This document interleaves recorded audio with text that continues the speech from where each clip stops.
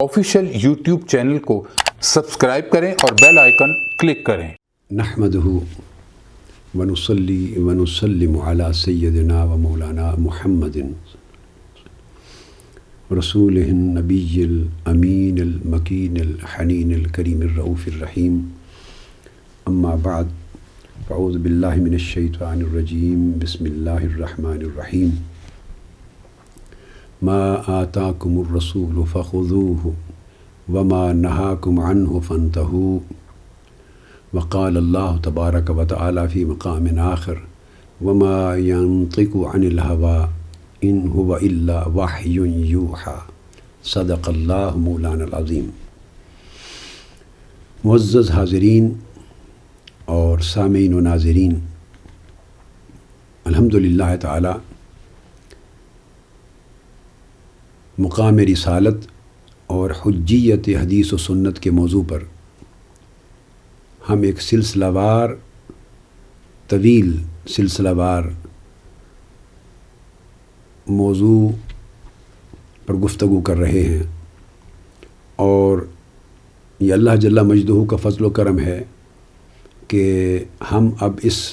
کے اختتام کی طرف، اس موضوع کے اختتام کی طرف بڑھ رہے ہیں، اور یہ موضوع جس کا اختتام یعنی آخری حصہ اس وقت زیر مطالعہ، زیر غور اور زیر بحث ہے، وہ کتابت حدیث کا ہے، عہد رسالت مآب صلی اللہ علیہ وآلہ وسلم کا، یعنی آقا علیہ السلام کا اپنا حکم کتابت حدیث، احادیث نبوی کی کتابت کرنا اور ان کو محفوظ کرنا تحریری شکل میں، اور پھر ان کو روایت کرنا، اس حصے پر گفتگو کر رہے ہیں۔ موضوع ابھی مکمل نہیں ہوا، ابھی کئی نشستیں اس کے بعد اور آئیں گی، چونکہ اس کے بعد عہد رسالت مآب صلی اللہ علیہ وآلہ وسلم سے لے کر عہد صحابہ، تابعین، تبع تابعین اور بخاری اور مسلم کے زمانہ آنے سے پہلے تک، یہ جو 200 سال کا گیپ تصور کیا جاتا ہے کہ معاذ اللہ احادیث مرتب 200 سال کے بعد ہوئی، حضور علیہ السلام کے وصال کے 200 سال بعد، اور اس گیپ کو بھی گویا حدیث کی اوتھینٹسٹی اور اس ذخیرے کے معتمد اور معتبر ہونے اور ثقہ ہونے پر شک و شبہ پیدا کرنے کے لیے ایک بہانہ بنایا جاتا ہے۔ اس لیے ہم اس پورے گیپ کو فل کریں گے کہ قطعی طور پر 200 سال کا گیپ نہیں ہے۔ حضور علیہ الصلوۃ والسلام کے چشمان مقدس کے سامنے، آپ کی مجلس میں، آپ کی آنکھوں کے سامنے، آپ کی اجازت سے، آپ کے اذن اور حکم سے احادیث نبوی کی کتابت شروع ہو گئی، اور صحابہ کرام نے اس کی کتابت کا آغاز کر دیا، اور صحیفے اور مجموعے بننا شروع ہو گئے، اور یہ عمل جاری رہا تا آنکہ امام بخاری، مسلم، ابو داؤد، ترمذی، نسائی، ابن ماجہ انہوں نے سیاستہ مرتب کی، اور یہ حدیث کی پہلی کتابیں نہیں تھیں، بلکہ بخاری اور مسلم کی کتاب مرتب ہونے تک 100 ذخائر اور صحائف احادیث نبوی کے ان سے پہلے مرتب ہو چکے تھے۔ 100 ذخائر اور صحائف حدیث نبوی کے تحریری شکل میں موجود تھے۔ یہ اس غلط فہمی کا ازالہ کر دے گی یہ پوری تحقیق۔ ہم انشاءاللہ اس موضوع کو یہاں تک لے جائیں گے۔ مغالطہ اس وجہ سے پیدا ہوتا ہے کہ لوگوں نے اس کنسیپٹ کو نہیں سمجھنے کی کوشش کی، جن کے ذہن میں شکوک و شبہات وارد ہوئے۔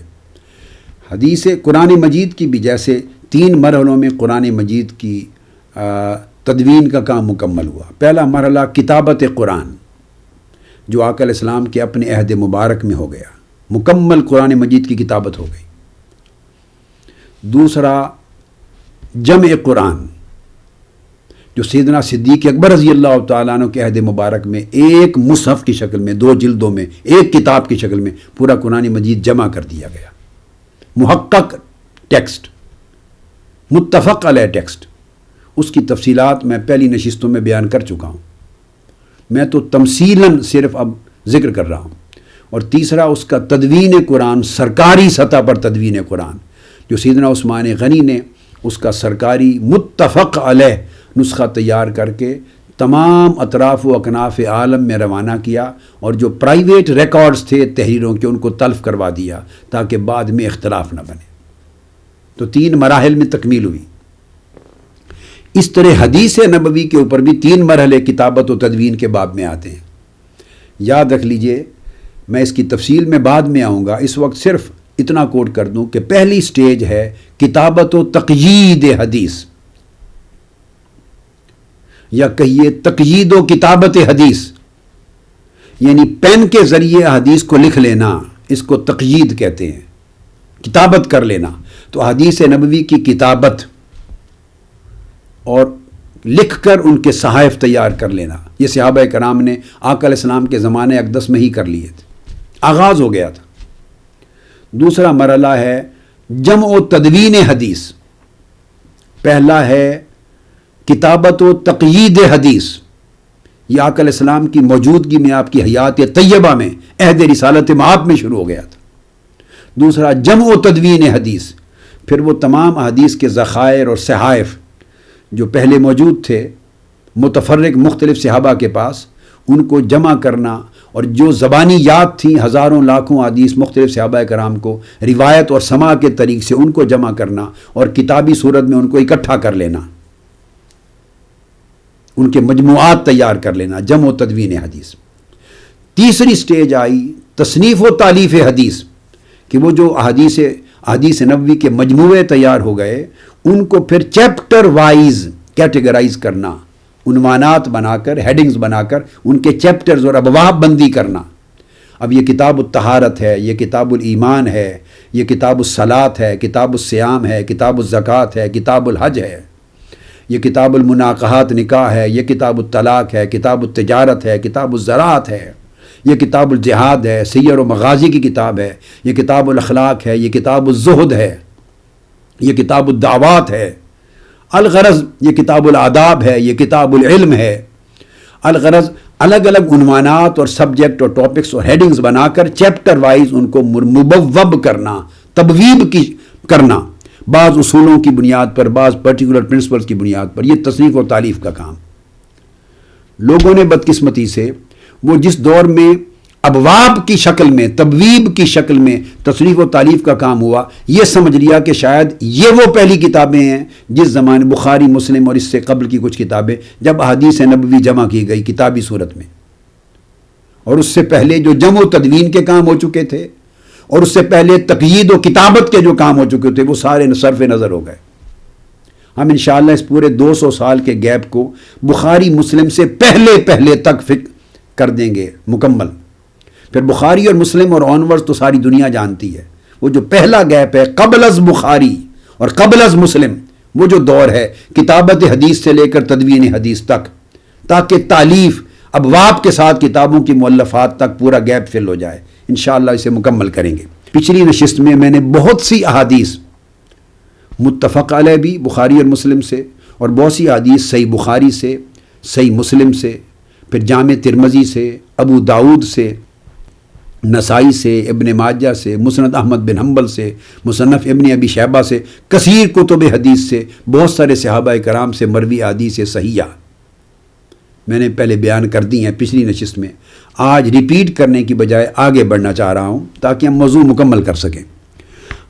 آج کی پہلی حدیث جو کوٹ کر رہا ہوں اس کے راوی پھر سیدنا ابو ہریرہ رضی اللہ تعالیٰ عنہ ہیں، اور آپ فرماتے ہیں اسے امام ترمذی نے روایت کیا۔ وہ فرماتے ہیں کان رجل من الانصار یجلس الی رسول اللہ صلی اللہ علیہ وسلم فیسمع من النبی الحدیث فیعجبہ ولا یحفظہ۔ انصار میں سے ایک شخص تھا، آقا علیہ السلام کی مجلس میں اکثر بیٹھتا۔ یہ اسی طرح کا مضمون ہے جو سیدنا ابو ہریرہ رضی اللہ تعالیٰ عنہ نے اپنا واقعہ بیان کیا کہ میں احادیث مبارکہ کثرت سے سنتا تھا، صحیح بخاری میں متفق علیہ حدیث ہے، بلکہ یہ میں کوٹ کر چکا ہوں، لیکن میں بھول جاتا تھا، حافظہ کمزور تھا۔ میں نے آقا علیہ السلام کی بارگاہ میں عرض کیا، ابو ہریرہ رضی اللہ تعالیٰ عنہ فرماتے ہیں یا رسول اللہ میں حدیث سنتا ہوں، نسیان کا مریض ہوں، حافظہ زیادہ قوی نہیں، بھول جاتا ہوں۔ آپ نے فرمایا اپنی چادر بچھاؤ۔ چادر بچھا کے آپ نے اپنی مشت کے ذریعے اس کے اندر کچھ ڈالا، خیرات عطا کر دی، حافظے کی، قوی حافظے کی خیرات۔ فرمایا اس کو اکٹھا کر کے اپنے سینے سے لگا لو۔ میں نے سینے سے لگا لیا۔ فرماتے ہیں اس خدا کی قسم جس کے قبضہ قدرت میں میری جان ہے، اس فیض مصطفیٰ کے ملنے کے بعد پھر میں آقا علیہ السلام کی حدیث کا ایک لفظ بھی کبھی نہیں بھولا۔ یہ سبب بنا کہ سب سے بڑھ کر حدیث نبوی روایت کرنے والے ابو ہریرہ رضی اللہ تعالیٰ عنہ بن گئے۔ اب اسی طرح کا یہ واقعہ ہے مگر کسی انصاری صحابی کا ہے۔ فرماتے ہیں تو اس نے عرض کیا یا رسول اللہ مجھے آقا علیہ السلام آپ کی حدیث سنتا ہوں، بہت پسند آتی ہیں، جی چاہتا ہے یاد کروں مگر یاد نہیں کر سکتا۔ فشکا ذالک الی رسول اللہ صلی اللہ علیہ وسلم، اس نے آقا علیہ السلام کی بارگاہ میں اپنے یعنی حافظے کی کمزوری کی شکایت کی۔ فقال یا رسول اللہ انی لاسمع منک الحدیث فیعجبنی ولا احفظہ، میں آپ سے احادیث سنتا ہوں، بہت پیاری لگتی ہیں، یاد کرنا چاہتا ہوں مگر یاد نہیں ہوتی، حافظہ کمزور ہے، کیا کروں؟ فقال رسول اللہ صلی اللہ علیہ وسلم استعن بیمینک واومع بیدہ الی الخط واومع بیدہ الی الخط۔ آقا علیہ السلام نے فرمایا اگر تمہیں یاد نہیں رہتی تو اپنے ہاتھ کی مدد لے، استعن بیمینک، اپنے ہاتھ سے مدد لے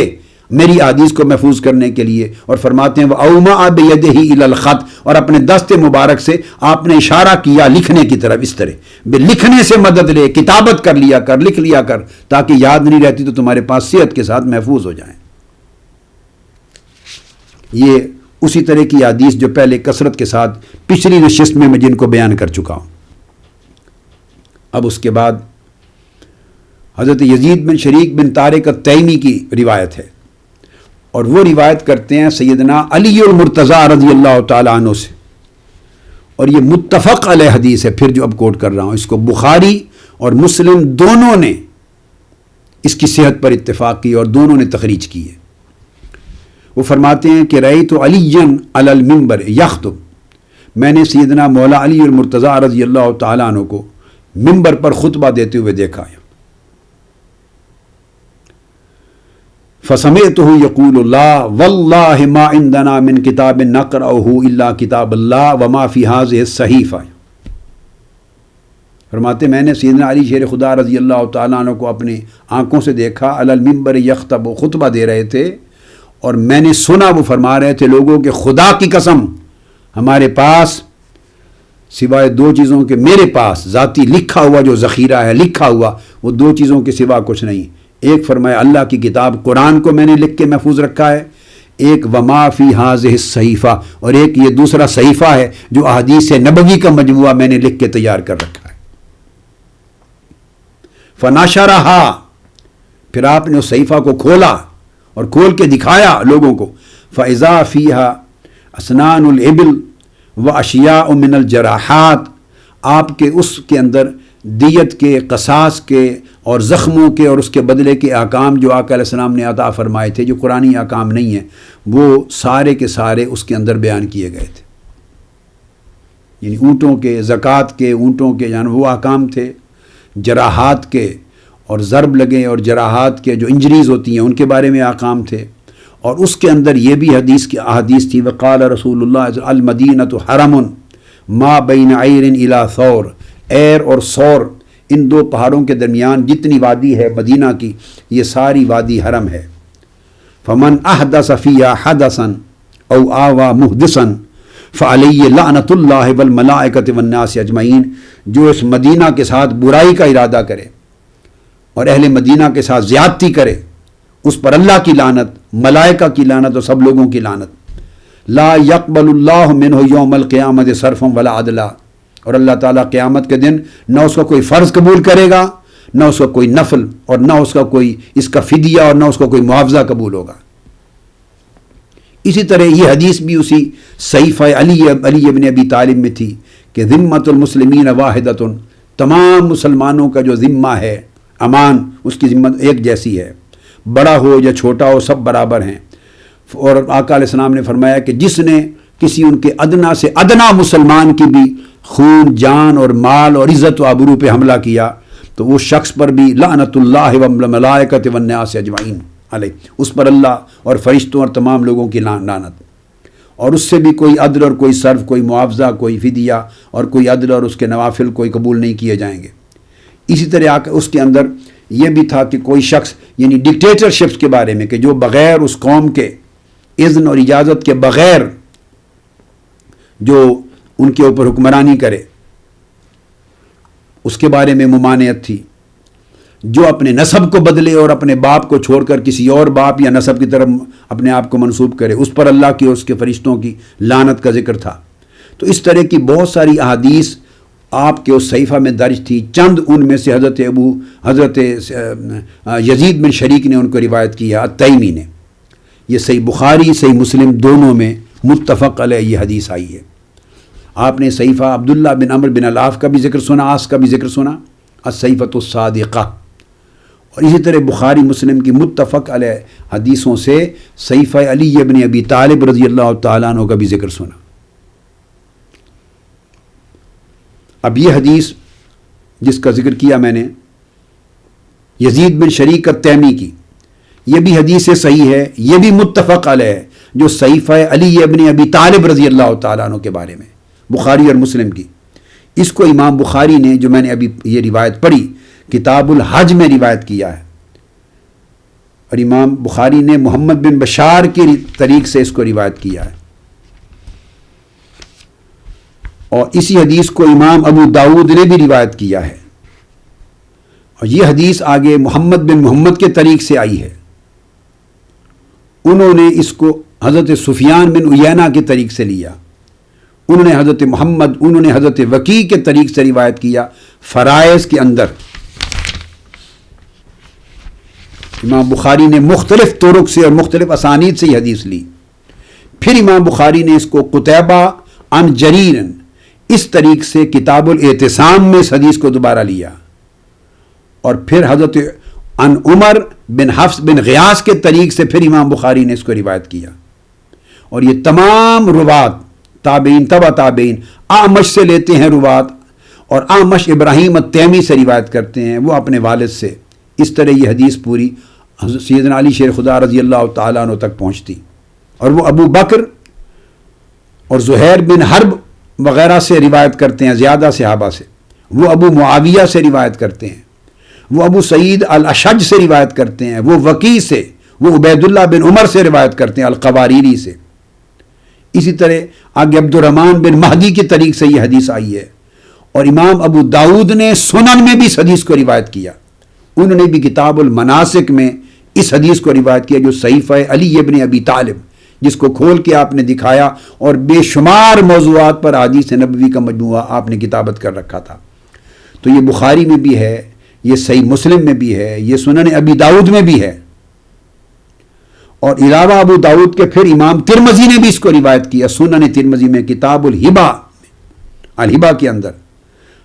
اور یہ ابو معاویہ کے طریق سے آئی، اور قال حدیث جو ہے وہ حسن صحیح ہے، اس کے مختلف طرق ہیں، کئی طرق اسناد صحیح پر مبنی ہیں، کئی اسناد حسن، گویا حدیث سے صحیح سے بھی بلند درجہ کی دوہری صحت کی حامل حدیث ہے۔ بعضوں نے اعمش سے اور انہوں نے ابراہیم التیمی سے روایت کیا، اس کو امام بخاری کے شیخ الحمیدی انہوں نے بھی اپنی مسند میں روایت کیا، حدیث نمبر 40 پر، انہوں نے حضرت سفیان سے اس حدیث کو روایت کیا، اور امام احمد بن حنبل نے اپنی مسند میں بھی اس حدیث کو روایت کیا، صحیفہ علی ابن ابی طالب کی جامع مضمون کی حدیث، کہ کثیر حدیث کا ذخیرہ آپ کے پاس تھا، کتابت شدہ جو صحیفہ علی تھا۔ پھر اس کو ابن عیینہ کے طریق سے لایا گیا، امام ابن ماجہ انہوں نے اپنی سنن میں، امام ابن ماجہ نے حدیث نمبر 2658 کے طور پہ اس حدیث کو روایت کیا، علقمہ بن عمرو الدارمی کے طریق سے لیا، کل رجال الصحیح ہیں اور اوثق ہیں، ثقہ ہیں، اور اتنے ائمہ حدیث نے ان کو اپنے اپنے طرق سے اس حدیث کو لیا، جو ایک کثیر احادیث نبوی کا لکھا ہوا مجموعہ سیدنا علی شیر خدا کا ثابت کرتے ہیں، صحیفہ علی ابن ابی طالب۔ اسی طرح یہ الفاظ بھی آئے ہیں کہ سیدنا علی شیر خدا رضی اللہ تعالیٰ عنہ نے فرمایا، والذی، جو ابو جحیفہ سے روایت ہے، وہب بن عبداللہ السوائی، ابو جحیفہ کا نام ہے وہب بن عبداللہ السوائی، قال تو قلت لعلی، میں نے حضرت مولا علی اور مرتضیٰ سے پوچھا کہ آپ کے پاس قرآن مجید کے علاوہ وحی میں سے اور کیا ہے، قرآن مجید کے علاوہ وحی میں سے اور کیا ہے، یعنی وہ صحابہ اور تابعین کا بھی عقیدہ تھا کہ قرآن مجید کے علاوہ بھی وحی ہے۔ آپ نے فرمایا، لا والذی فلق الحبۃ وبرأ النسمہ، قسم کھائی رب کائنات کی، جو ہر چیز کا خالق اور ہر ذرے کا اور ہر دانے کو پھوڑنے والا اور ہر چیز کو نباتات تک کو پیدا کرنے والا، فرمایا کہ میرے پاس فہم یؤتیہ اللہ رجلا فی القرآن، ایک تو میرے پاس جو کتابت شدہ علم ہے جو آقا علیہ السلام سے لیا، وہ فہم اور فقہ ہے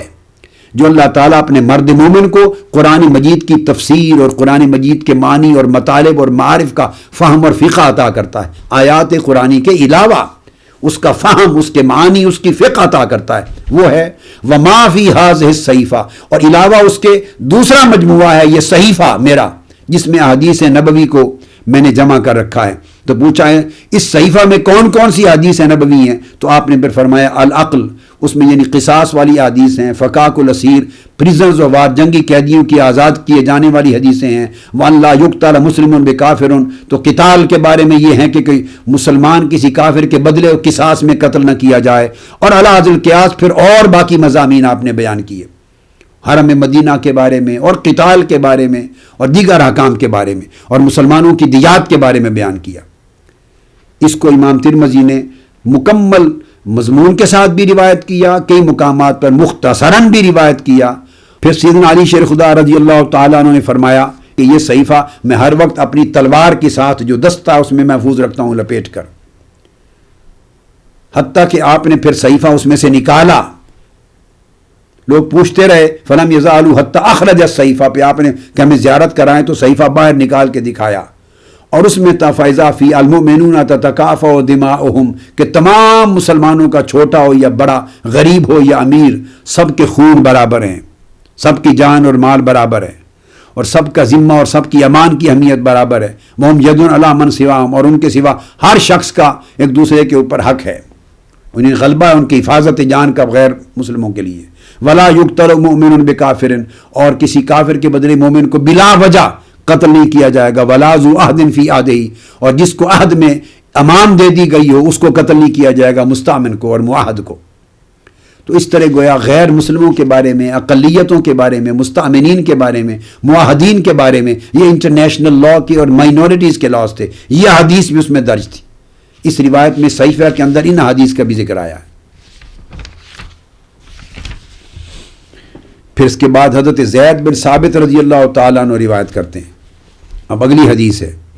وہ فرماتے ہیں کہ میں نے آقا علیہ الصلوۃ والسلام کے حکم کے تحت سریانی زبان سیکھی، جس کے اندر یہود کی کتاب تھی، تورات وغیرہ جو کتابیں تھیں وہ سریانی زبان میں. تو آقا علیہ السلام امرانی رسول اللہ صلی اللہ علیہ وسلم فتعلمت له، کتاب یہود، آقا علیہ السلام نے حکم دیا اور آقا علیہ السلام کے حکم کی خاطر میں نے سریانی زبان، بالسریانیہ، وہ سریانی زبان میں تھی، وہ میں نے پڑھی اور سیکھی.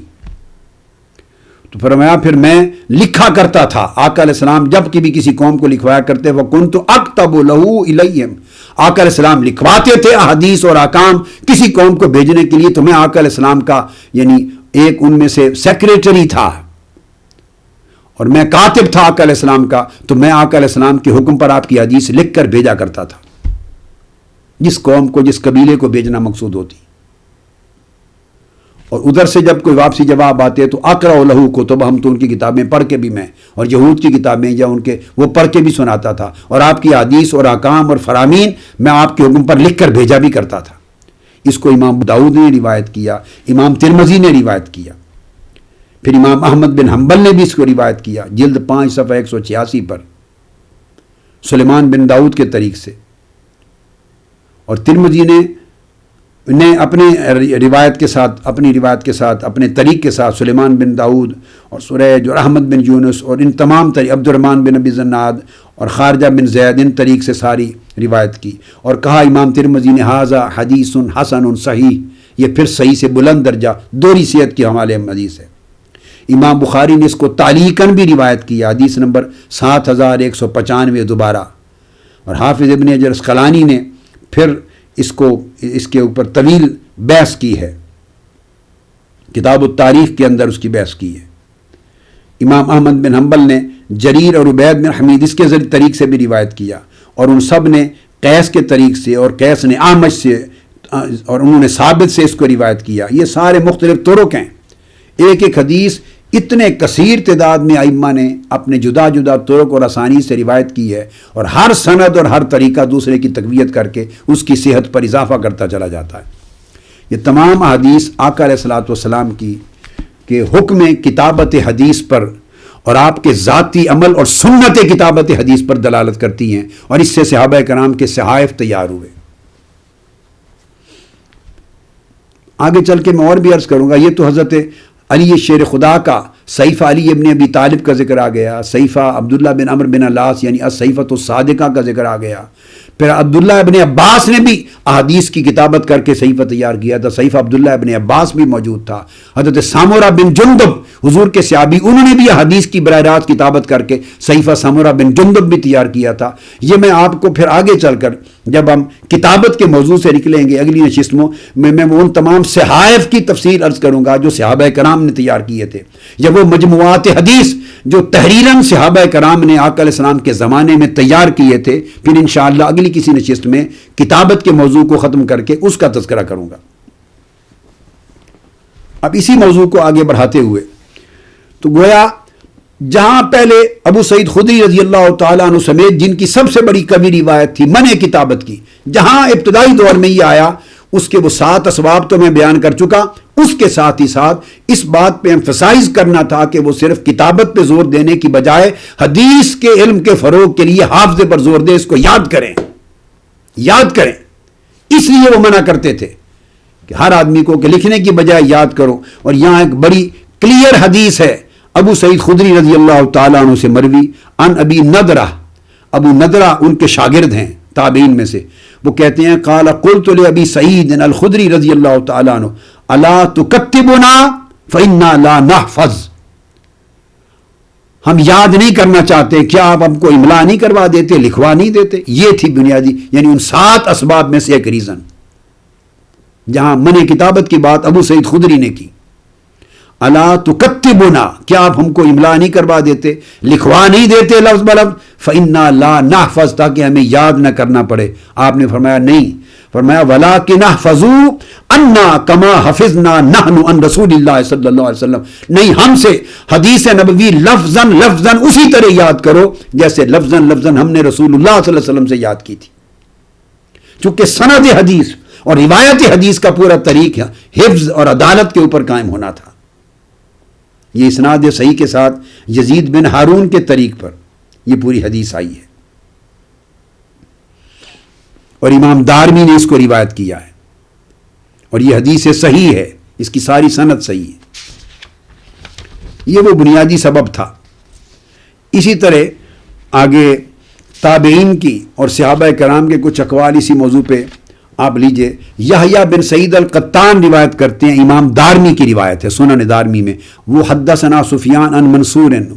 وہ سفیان سے اور سفیان حضرت منصور سے, اور وہ کہتے ہیں وقلت ابراہیم, انہوں نے حضرت ابراہیم النخعی سے عرض کیا ان سالما اتم منک حدیثا. حضرت ابراہیم نخعی چونکہ عظیم فقہا ائمہ فقہا میں سے تھے, ان کی کنسنٹریشن زیادہ روایت سے بڑھ کر فقہ الحدیث پر تھی. تو ان سے کہا حضرت منصور نے کہ جو حضرت سالم ہیں وہ احادیث کو یاد کرنے میں اور حدیث کی روایت میں آپ سے زیادہ ذخیرہ ان کے پاس اور اتم ہے, کیا وجہ؟ تو حضرت ابراہیم النخعی کہتے ہیں قال ان سالما کان یکتب, اس کی وجہ یہ ہے کہ ہم توجہ کرتے تھے حدیث کے فہم اور اس کی فقہ اور اس کے احکام کو یاد کرنے کی, اور سالم کا معمول یہ تھا کہ وہ تمام صحابہ کرام سے حدیثیں لیتے تو لکھ لیتے تھے. اب آپ دیکھیے یہ وہ تابعین ہیں جن کا اپنا معمول کتابت کا نہیں ہے زیادہ, جن کا شغف اور رجحان کتابت لکھنے کی طرف نہیں تھا, حفظ کی طرف تھا. تو جن کا اپنا رجحان کتابت حدیث کی طرف نہیں تھا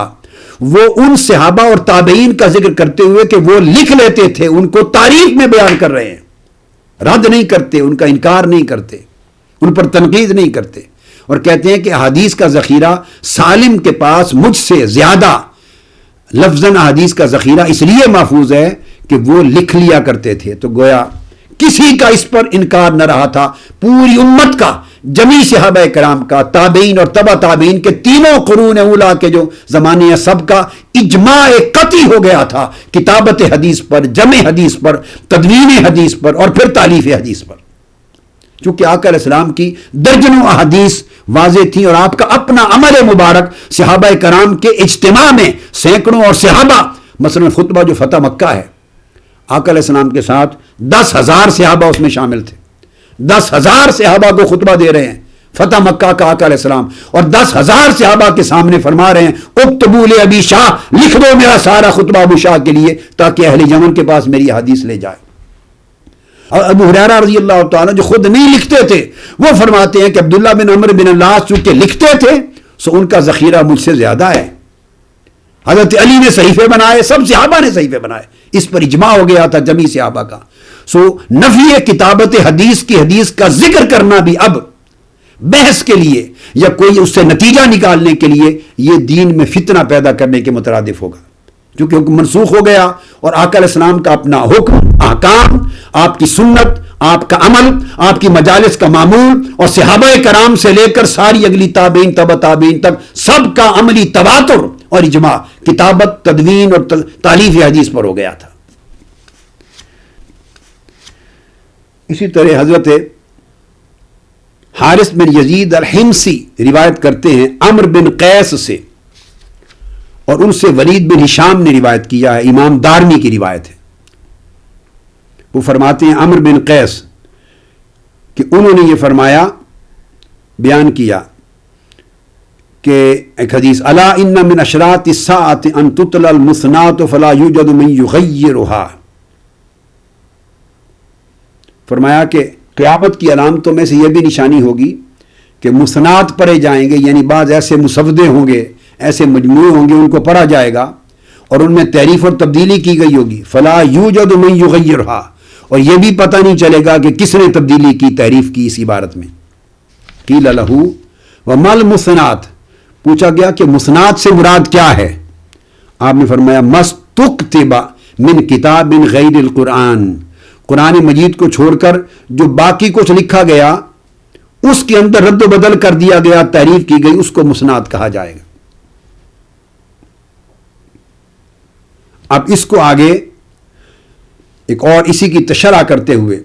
ابو زبید روایت کرتے ہیں حضرت حسین عبد الرحمن سے ان مرہ الحمدانی، وہ روایت کرتے ہیں کہ قال جاء ابو قرہ الکندی بکتاب من الشام، ابو قرہ الکندی شام سے کتاب لے کے آئے، فحملہ فدافعہ الی عبداللہ ابن مسعود فناظر فیہ فدعا بطست ثم دعا بماء فمارسہ، ان کے ہاتھ میں کتاب تھا، صحیفہ تھا، لے کے آئے، عبداللہ ابن مسعود کو دکھایا، آپ نے دیکھا، آپ نے پانی منگوا کے اس کو مٹا دیا، اور فرمایا کہ بنی اسرائیل کے لوگ اسی وجہ سے ہلاک ہوئے۔ اب وہ حسین جو راوی حدیث فرماتے وقال مرہ اما انہ لو کان من القرآن او من السنہ لم یمحہ ولکن کان من کتب اہل الکتاب، اس صحیفہ میں اگر قرآن میں سے کچھ نہیں تھا اور سنت رسول میں سے کچھ نہیں تھا، اگر اس صحیفہ میں قرآن کی آیات ہوتی یا حدیث نبی ہوتی تو وہ فرماتے ہیں کہ قطعی طور پہ ان کو نہ مٹاتے، وہ سارا کا سارا صحیفہ اہل کتاب میں سے، ان کی کتابوں میں سے تیار منتخب چیزوں پر تیار کیا ہوا تھا۔ یہ تھا جس کی وجہ سے وہ منع کرتے تھے کتابوں کو لکھنا، صحیح صحائف بنانا، یا لکھے ہوئے کو مٹا دیتے تھے یا دھو دیتے تھے۔ وہ کیٹاگوریکل لفظ دیے ہیں اما انہ لو کان من القرآن او من السنہ، اگر قرآن مجید میں سے اس صحیفے میں کچھ ہوتا یا سنت نبوی اور حدیث نبوی کا مواد ہوتا تو نہ مٹاتے، وہ اہل کتاب کی کتابوں کے تحریریں تھیں جو ان کے اندر لکھ رکھی تھیں آپ نے۔ یہ وہ ریزن ہے جہاں انکار کی جو بھی روایتیں آئی ہیں اس انکار کے پس منظر میں یہ سارے واقعات ہیں۔ اور پھر آپ وہ کہتے ہیں جیسے یحییٰ بن جعدہ نے روایت کیا، وہ کہتے ہیں کفا بقوم دلالا ان یرغبوا عما جاء به نبیہم الی ما جاء به نبی غیر نبیہم و کتاب غیر کتابہم، وہ پہلی قومیں اس طرح گمراہ ہوئی کہ جو کچھ ان کے نبی نے ان کو دیا، خواہ اپنی کتاب کی شکل میں خواہ اپنی سنت کی شکل میں، اس کو چھوڑ کر وہ دیگر انبیاء اور لوگوں کے پیچھے لگ گئے اور ان کے مواد کو لیا۔ تو یہ وہ ریزنز تھے۔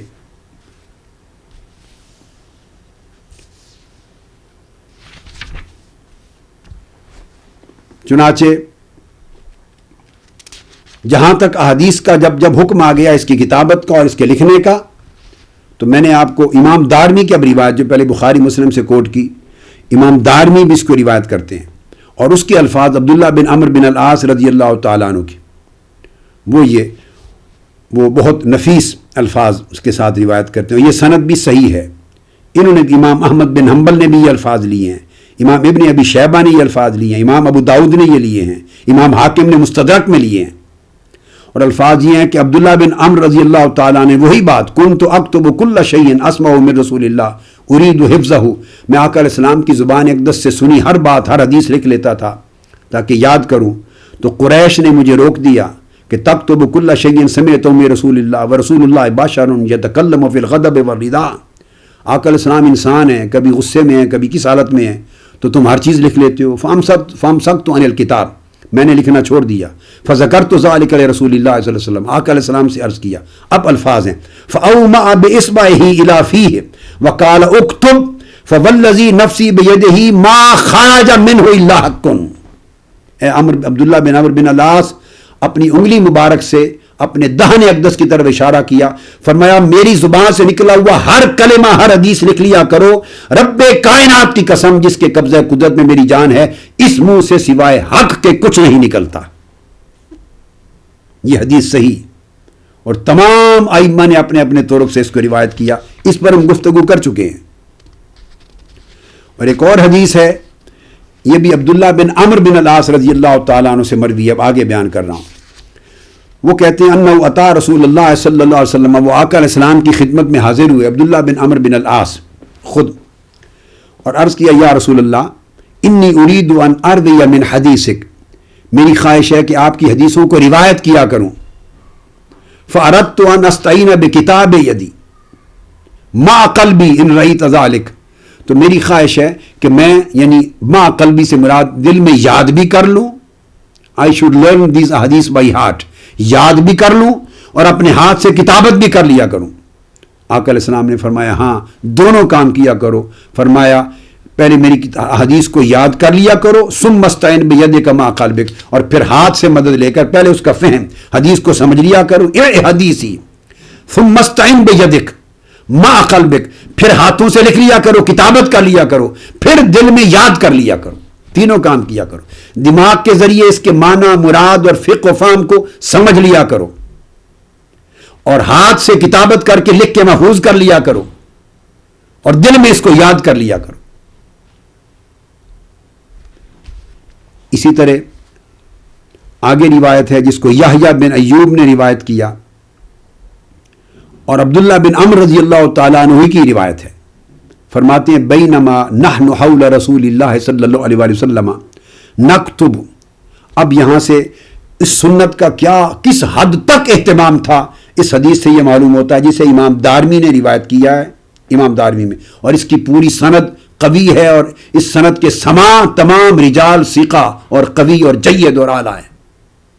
فرماتے ہیں عبداللہ بن عمرو بن العاص رضی اللہ تعالیٰ عنہ کہ ہم آقا علیہ السلام کے ارد گرد بہت سارے صحابہ حلقہ بنا کے بیٹھے تھے، نکتب اذ سئل رسول اللہ، اور صحابہ اب طریقہ سن لیجئے کہ حدیث نے کیا بیان کر دیا، کہ ہم سارے ارد گرد حلقہ بنا کے بیٹھ جاتے، آقا علیہ السلام سے سوالات کیے جاتے، اور آپ جو ارشاد فرماتے ہم سارے کے سارے لکھ لیا کرتے تھے، گویا پورے کے پورے کاتبین کا ایک گروہ تھا جو آقا علیہ السلام کی مجلس میں ارد گرد بیٹھ کر قریب ترین بیٹھ کر حضور کی ہر حدیث کی کتابت کیا کرتا تھا۔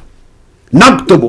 ہم لکھتے تھے، نحن حول رسول اللہ نکتب، ہم آقا علیہ السلام کے ارد گرد بیٹھتے تھے اور لکھتے تھے۔ اذ سئل رسول اللہ، جب آقا علیہ السلام سے یہ پوچھا گیا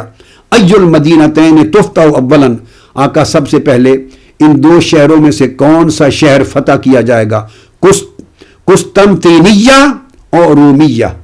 قسطنطنیہ فتح کیا جائے گا پہلے یا ملک روم فتح کیا جائے گا؟ آقا علیہ السلام نے فرمایا لا بل مدینہ تو ہرقل اولا، پہلے ہرقل جو ہرقل روم ہے اس کا شہر فتح کیا جائے گا سب سے پہلے، اور ہرقل جو بادشاہ روم تھا اس وقت، اس کا جو سب سے پہلے فتح کیا جایا تھا۔ اب قسطنطنیہ اور روم دونوں کی نفی کر کے جو اس حدیث سے پتہ چلتا ہے تو اس کا اشارہ یا حمص کی طرف ہے یا شہر حلب کی طرف ہے۔ حمص بھی اس کا دارالحکومت تھا، اس کا کیپٹل تھا، سیٹ تھی، اور حلب بھی اس کا دارالحکومت تھا، اور اس طرح روم بھی کیپٹل تھا اور قسطنطنیہ بھی کیپٹل تھا۔ یہ مختلف 4 شہر تھے، مگر ہرقل روم کا زیادہ ٹھہرنا حمص یا حلب کی طرف غالباً اشارہ ملتا ہے، اور واقعہ بھی ایسا ہوا کہ سب سے پہلے فتوحات میں شہر حمص فتح ہوا اور قسطنطنیہ بعد میں فتح ہوا۔ آقا علیہ السلام نے یہ ارشاد فرمایا. فرماتے ہیں جب یہ پوچھا گیا سوال ہم آقا علیہ السلام کے ارد گرد بیٹھے معمول کے مطابق آپ کی حدیث لکھ رہے تھے. پھر حدیث اسی طرح چونکہ یہ معمول چل پڑا تھا اور مختلف صحابہ کرام نے ان مجموعات کو اپنے پاس جمع کر رکھا تھا. متفرق پرائیویٹ ریکارڈز تھے ساروں کے اور صحائف تھے. جب عمر بن عبدالعزیز رضی اللہ تعالیٰ عنہ کا زمانہ آیا, عبداللہ بن دینار روایت کرتے ہیں اور یحییٰ بن سعید اس حدیث کے راوی ہیں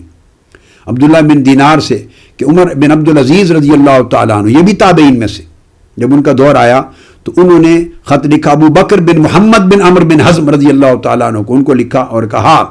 کاتب عمر بن عبد العزیز رحمہ اللہ تعالیٰ الی ابی بکر بن محمد بن عمر بن حزم ان اکتب الی بما ثبت عندک من الحدیث عن رسول اللہ صلی اللہ علیہ وسلم, جو حدیث آپ کے پاس پہنچی ہیں آقا علیہ الصلوۃ والسلام کی اور جہاں تک مل سکتی ہیں وہ ساری لکھ کے جمع کر کے میرے پاس بھیج دو. فإنی قد خشیت دروس العلم وذهابه, مجھے اس بات کا ڈر ہے کہ کہیں حدیث کا علم رکھنے والے لوگ یعنی صحابہ اٹھ نہ جائیں دنیا سے اور پھر کلیکٹ کرنا مشکل ہو جائے گا. اسی طرح عبداللہ بن دینار دوسری روایت میں بیان کرتے ہیں کہ کتب عمر بن عبد العزیز الی اہل المدینہ, انہوں نے اہل مدینہ کی طرف لکھا ان انظروا حدیث رسول اللہ صلی اللہ علیہ وآلہ وسلم فاکتبوہ فإنی قد خفت دروس العلم وذهابہ, مجھے ڈر ہے وذهاب اہلہ کہ جو حدیث پاک کے حاملین ہیں صحابہ کرام, چونکہ زمانہ گزرتا جا رہا ہے اور کم رہ گئے ہیں, کہیں ایسا نہ ہو کہ صحابہ اور تابعین کا دور ختم ہو جائے اور آقا علیہ السلام کی حدیث صحت کے ساتھ روایت کرنے والے لوگ نہ رہیں. بہتر ہے جہاں تک ہو سکتا ہے جمع کر لو اور مجھے پہنچاؤ. جس کے پاس صحائف ہیں, بکلیٹس ہیں, کلیکشنز ہیں, کمپینڈیمز ہیں اور زبانی حفظ کی بنیاد پر روایات موجود ہیں وہ جمع کرو. تو یہ گویا کتابت حدیث ہو چکی تھی. اب جمع و تدوین کا کام عمر بن عبدالعزیز رضی اللہ تعالیٰ عنہ نے شروع کروایا کہ آفیشلی جہاں جہاں ریکارڈز تھے, کتابت شدہ صحائف تھے, مجموعے تھے, ذخائر تھے, ان کو جمع کیا جائے, اکٹھا کیا جائے. یہ وہی کام جو سیدنا صدیق اکبر اور سیدنا عثمان غنی رضی اللہ تعالیٰ عنہ نے قرآن مجید کے لیے کیا تھا. اب یہ حدیث دونوں روایات حدیث صحیح ہیں, دونوں کے اسناد صحیح ہیں. امام دارمی نے ان کو روایت کیا ہے, امام رام ہرمزی نے المحدث الفاصل میں روایت کیا ہے, خطیب بغدادی نے تقیید العلم میں روایت کیا ہے, امام بخاری کے شیخ نے الحمیدی نے اپنی مسند میں روایت کیا ہے, ابن عبد البر نے جامع بیان العلم میں روایت کیا ہے, امام ابن ابی شیبہ جو بخاری مسلم دونوں کے شیخ ہیں انہوں نے روایت کیا اپنے مصنف میں. آگے پھر حضرت سوادہ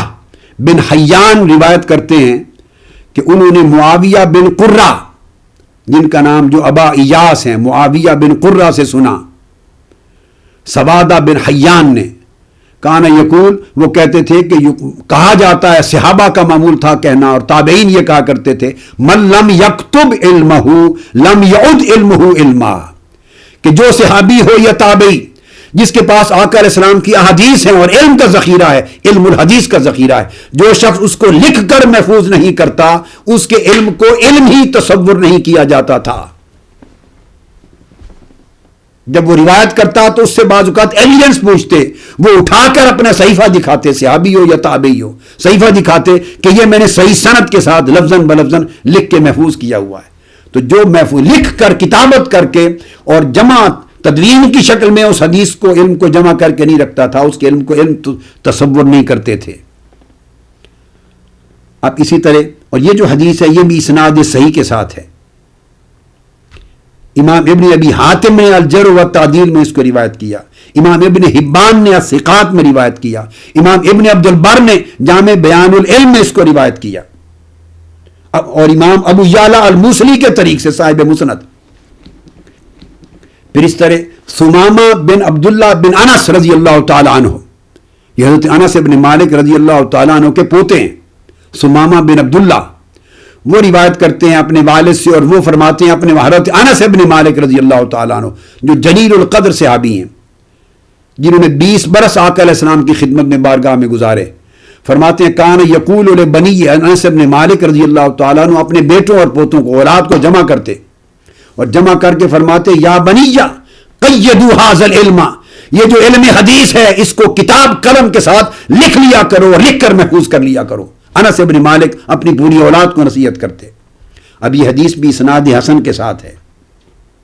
اور مسند ابو یعلا موصلی میں روایت ہوئی ہے اور اس کے سارے رجال صحیح بخاری کے رجال ہیں. خطیب بغدادی نے بھی تقیید العلم میں روایت کی, امام طبرانی نے معجم الکبیر میں روایت کی, امام حاکم نے المستدرک میں روایت کی. رجال اس حدیث کے سارے بخاری کے ہیں. اسی طرح سلم العلوی رضی اللہ تعالیٰ عنہ, یہ سلم بن قیس العلوی ہیں پورا نام ان کا, یہ تبع تابعی. وہ فرماتے رأیت ابان, میں نے حضرت ابان کو دیکھا, یہ تابعی تھے, یہ حضرت انس ابن مالک رضی اللہ تعالیٰ عنہ کے شاگرد ہیں. رأیت ابان یکتب عند انس رضی اللہ تعالیٰ عنہ فی سبورہ, میں نے دیکھا کہ حضرت ابان حضرت انس بن مالک کے ساتھ رہتے اور جب وہ کوئی حدیث رسول بیان کرتے وہ ہمیشہ پوری زندگی اس کے لفظ بلفظ لکھ لیا کرتے تھے. اب یہ انس ابن مالک آقا علیہ السلام کی حدیث خود لکھوا رہے ہیں, اپنی اولاد کو حدیث نبوی کی کتابت کا حکم دے رہے ہیں, خود شاگردوں کو لکھوا رہے ہیں. اس حدیث کی اسناد بھی جید ہے.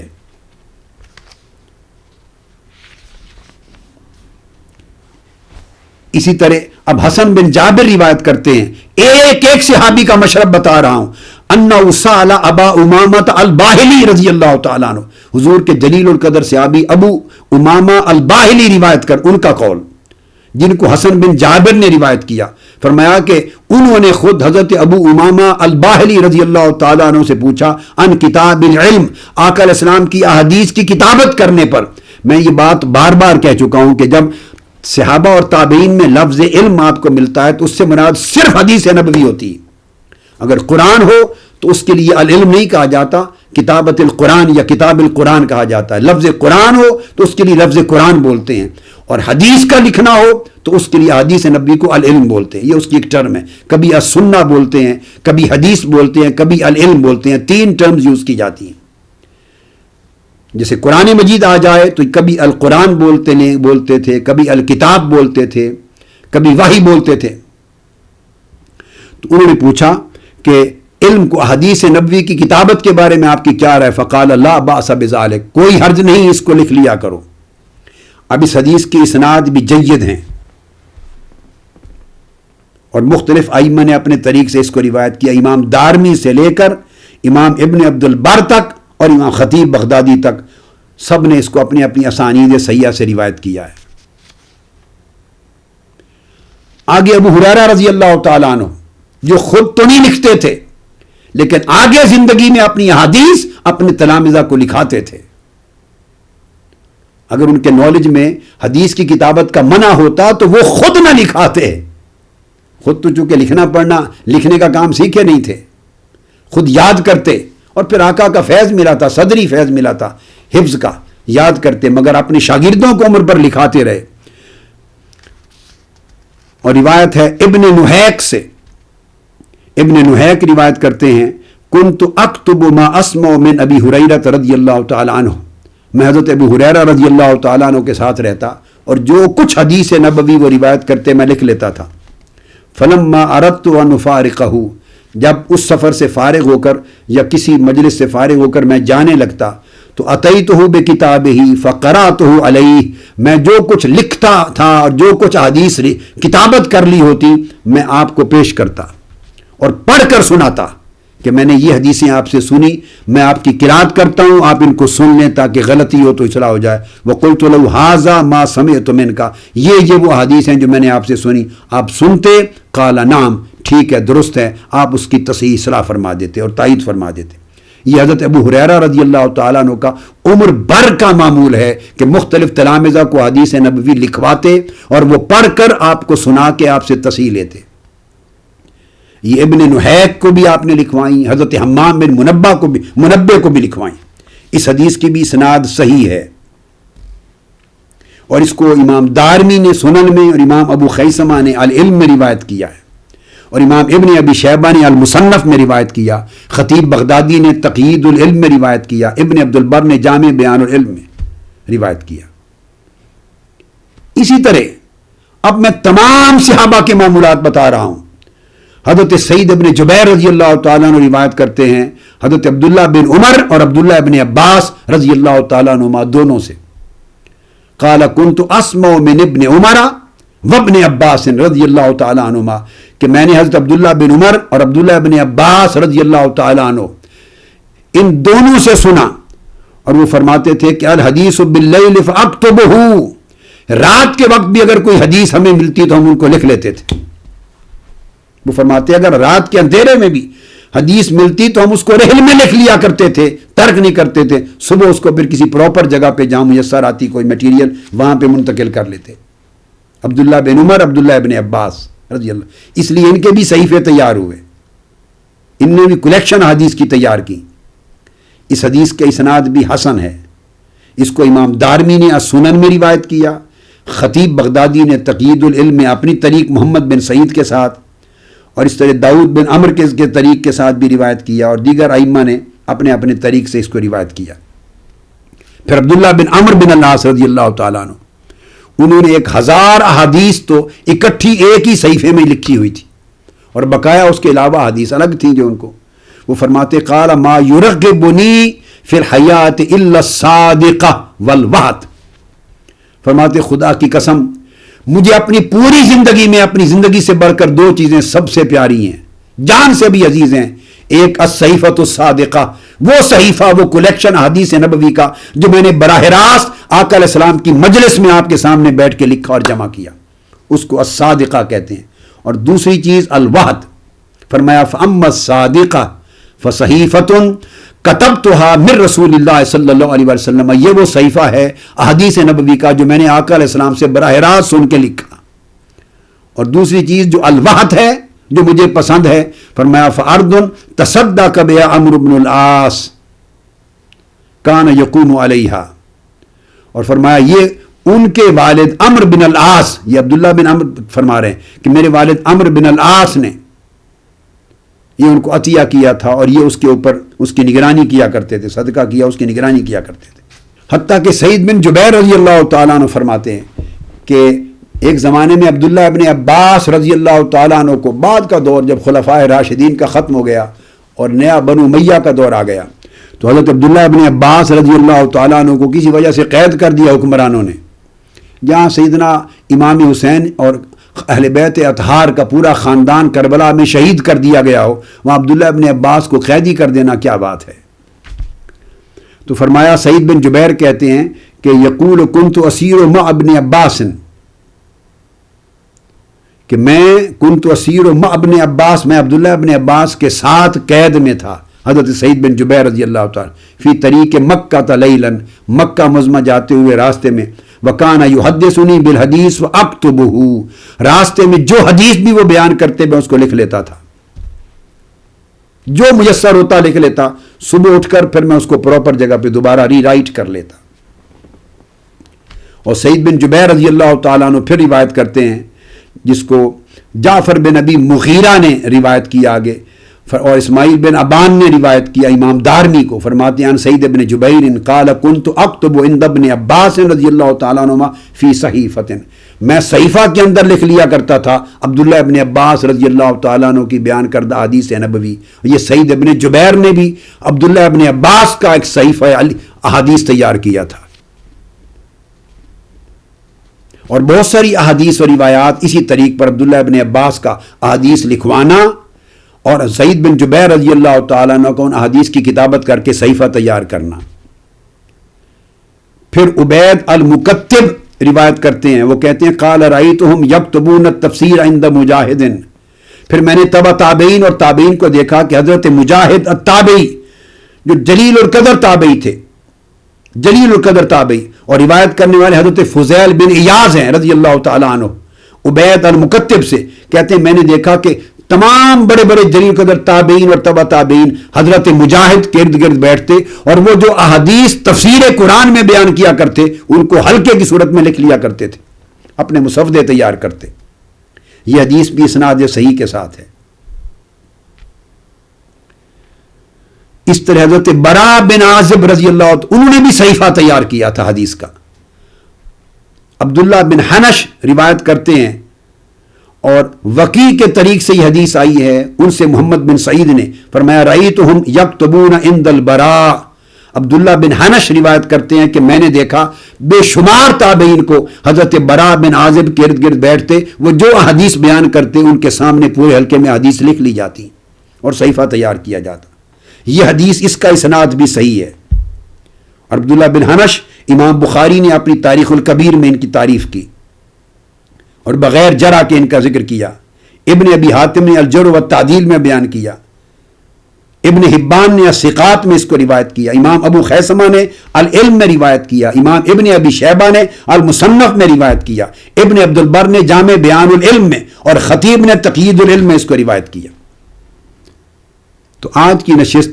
اتنی احادیث کے ذکر پہ ختم کرتے ہیں۔ یہ مضمون انشاءاللہ تعالی ہماری اگلی نشست میں پھر جاری رہے گا۔ وما علینا الا البلاغ۔ آفیشیل یوٹیوب چینل کو سبسکرائب کریں اور بیل آئیکن کلک کریں۔